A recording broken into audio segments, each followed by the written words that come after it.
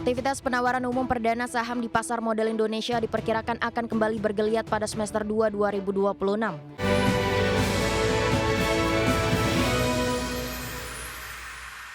Pemirsa, aktivitas penawaran umum perdana saham di pasar modal Indonesia diperkirakan kembali bergeliat pada semester 2 2026. Meski demikian, analis pasar modal menyatakan hal tersebut sangat bergantung pada sejumlah prasyarat seperti stabilisasi sentimen global, kejelasan arah kebijakan domestik, serta pulihnya minat resiko investor. Aktivitas penawaran umum perdana saham di pasar modal Indonesia diperkirakan akan kembali bergeliat pada semester 2 2026. Hal itu lantaran saat ini pasar masih berhati-hati menghadapi gejolak. Head of Research Mirae Aset Sekuritas Indonesia Ruli Wisnubroto menilai bahwa volatilitas pasar global, ketidakpastian geopolitik serta koreksi tajam pada indeks harga saham gabungan menjadi faktor utama yang memengaruhi keputusan perusahaan untuk melakukan IPO. Dari sisi internal, ia menambahkan adanya wacana penyesuaian ketentuan free float minimum serta fokus regulator terhadap peningkatan kualitas emiten turut memengaruhi kesiapan perusahaan.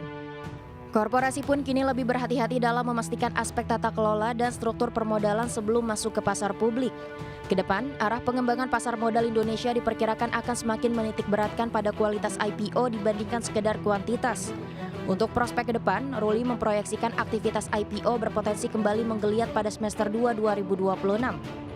Namun hal tersebut sangat bergantung pada sejumlah prasyarat seperti stabilisasi sentimen global, kejelasan arah kebijakan domestik, serta pulihnya minat risiko investor. Adapun sebelumnya, Bursa Efek Indonesia mengungkapkan hingga akhir Maret 2026 ada 12 perusahaan yang masuk dalam pipeline IPO dengan mayoritas calon emiten merupakan perusahaan beraset jumbo. Dari sisi sektoral, pipeline IPO menunjukkan variasi yang cukup beragam meskipun tidak merata di seluruh sektor. Sektor konsumer non-siklikal mendominasi dengan 3 perusahaan, disusul sektor healthcare, infrastruktur, dan teknologi masing-masing 2 perusahaan. Sementara itu sektor energi, finansial, serta transportasi dan logistik masing-masing diisi oleh 1 perusahaan. Berbagai sumber IDX Channel. Pemirsa, harga minyak melonjak sekitar 4% pada perdagangan Senin setelah militer Amerika mulai memberlakukan blokade terhadap kapal-kapal yang keluar dari pelabuhan Iran. Langkah ini memicu ancaman pembalasan dari Teheran terhadap negara-negara Teluk, menyusul gagalnya pembicaraan damai pada akhir pekan. Diketahui pemirsa, minyak mentah berjangka Brent ditutup melonjak 4,4% ke level $99,36 per barrel. Sedangkan minyak mentah berjangka West Texas Intermediate naik 2,6% ke level $99,08 per barrel. Di awal sesi kedua, harga minyak acuan tersebut bahkan sempat melonjak lebih tajam. Kenaikan harga terjadi di tengah volatilitas tinggi yang terus mewarnai pasar sejak Amerika dan Israel melancarkan serangan terhadap Iran pada 28 Februari yang memicu konflik berkepanjangan lebih dari 6 minggu. Meski harga di pasar tunai terus melonjak, trader berjangka lebih berhati-hati karena pernyataan Presiden Donald Trump yang tidak dapat diprediksi yang berfluktuasi dari ancaman hingga harapan akan kesepakatan cepat untuk mengakhiri konflik.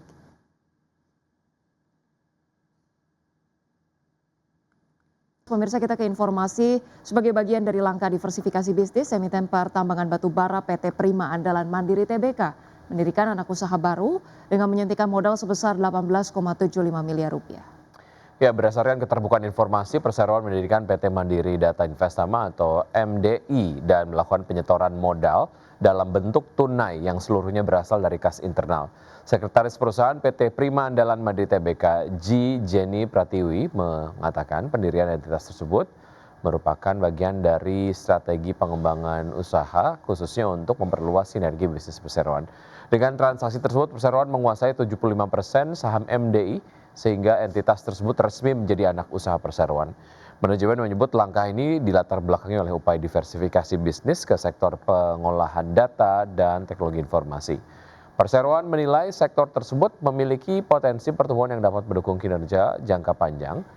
Dan selain itu, kehadiran MDI diharapkan mampu menciptakan sinergi operasional dengan lini bisnis utama perseroan di sektor pertambangan, sekaligus membuka peluang pengembangan usaha baru.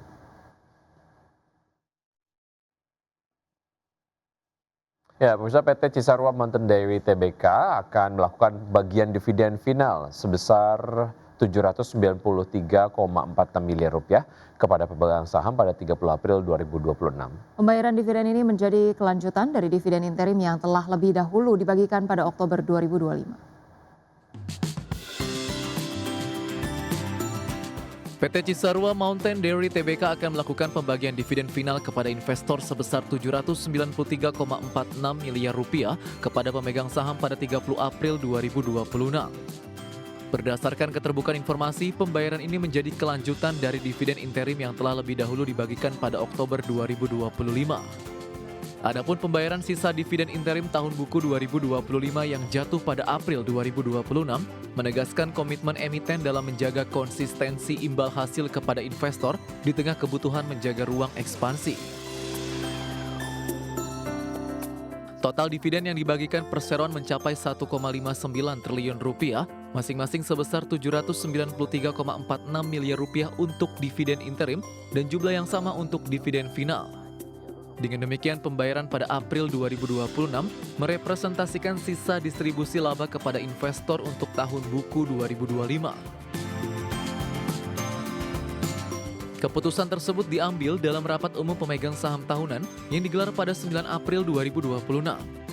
Manajemen Perseroan menyepakati pembagian dividen Rp100 per saham untuk tahap final setelah sebelumnya membagikan nilai yang sama sebagai dividen interim.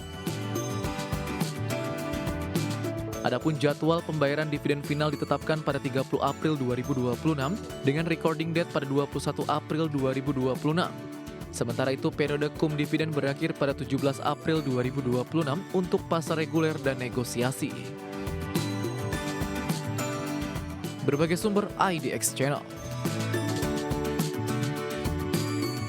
Ya, pemirsa, selanjutnya update dari Bursa Global. Bursa saham Wall Street menghijau pada perdagangan Senin dengan indeks S&P 500 dan Nasdaq masing-masing melonjak lebih dari 1%, di mana penguatan terjadi di tengah optimisme investor bahwa konflik di Timur Tengah berpotensi menemukan solusi meski perundingan antara Amerika Serikat dan Iran pada akhir pekan kembali gagal. Pada perdagangan Senin, pemirsa, indeks S&P 500 ditutup naik 1,02% ke posisi 6.886. Indeks Nasdaq Composite naik 1,23% ke level 23.183 dan indeks Dow Jones Industrial Average menguat 0,63% ke posisi 48.218.